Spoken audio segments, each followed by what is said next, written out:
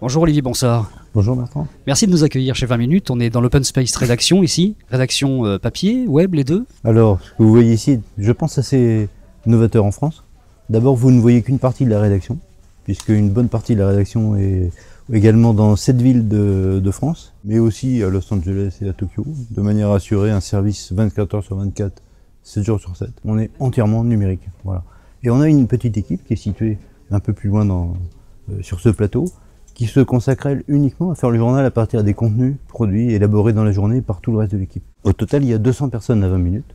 Combien ici? Ici, vous avez à peu près 150 personnes. Vous avez au total une centaine de journalistes, dont 70-75 ici. Après, ils tournent au fur et à mesure de la journée pour assurer une présence du matin tôt jusqu'au soir tard. Lorsqu'on a le journal papier en main, on voit que toutes les pages, il y a une ou deux références au web en permanence qui rajoutent de l'information possible sur le web ou qui font appel à un article associé d'une certaine façon.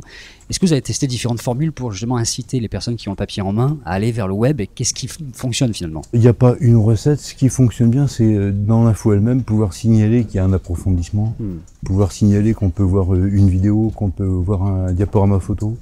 Olivier Bonsard, on a changé d'endroit, on est à l'accueil, il y a Babyfoot derrière, donc loisirs et accueil sont réunis chez 20 minutes. Vous avez une chance colossale ici, c'est d'être en plein centre de Paris avec une vue incroyable de tous les côtés du bâtiment. Hein. Ça j'avoue, je peux m'inspirer en regardant l'opéra. Si je veux être très industriel, je regarde la Tour Eiffel. Et si je veux regarder les horreurs de la modernité, je regarde la Tour Montparnasse. Est-ce que quand on fait dans le gratuit sur papier et évidemment sur web, on a une pression qui est plus importante que celle des journaux payants? Disons qu'on n'a qu'une seule source de revenus.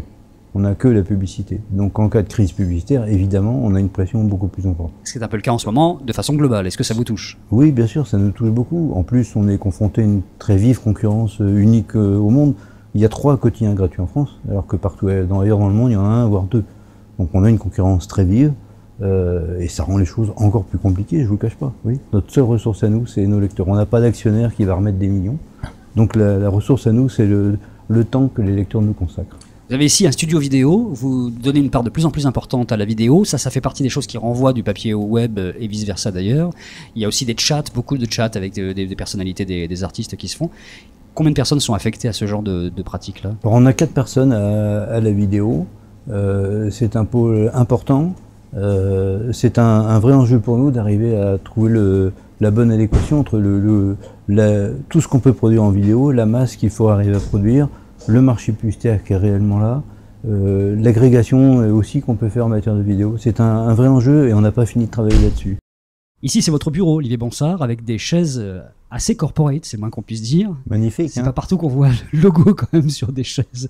Vous avez une dimension très logo comme ça dans l'ensemble de l'entreprise ou pas trop? On n'a pas vu comme ça des logos 20 minutes partout? Non, il n'y en a pas tant que ça, mais c'est vrai que c'est important que cette espèce de sentiment d'appartenance. Les gens sont très fiers de la marque de news à laquelle ils appartiennent. 20 minutes appartient pour moitié au groupe Schibsted. Schibsted, c'est entre autres Le Bon Coin. Vous avez des relations d'ailleurs avec Le Bon Coin ou pas du tout? Figurez-vous que Le Bon Coin est né ici dans ses locaux. C'est vrai? Dans une salle que lui avait dédiée 20 minutes. L'autre moitié, c'est Ouest France, c'est SIPA en fait, le groupe SIPA, d'où vous êtes originaire. Vous avez fait toute votre carrière, vous, en Bretagne, vous êtes un Breton. C'est la plus grosse audience des journaux payants et la deuxième audience tout court, juste derrière 20 minutes.